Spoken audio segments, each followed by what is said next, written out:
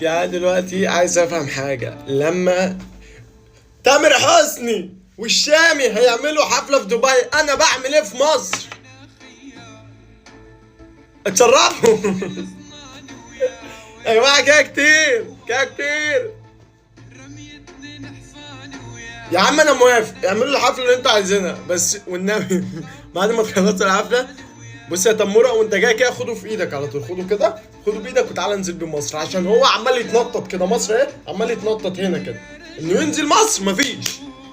شوفوا حل منشانه، منشانه والله، عشان موضوع غريب يعني، مش عارف في اروح فين، مش هعرف، مش جماعة اللي يعزمنا على تذكرة طيران لدبي، انا موافق اروح عادي ومستني ان شاء الله 31 مايو واحضر الحفله مخصوص، اقسم بالله. اللي عايز يعزمني يعزمني، موجود عادي، مش هرفض يعني، عادي خالص، والتيكت كمان بالمره.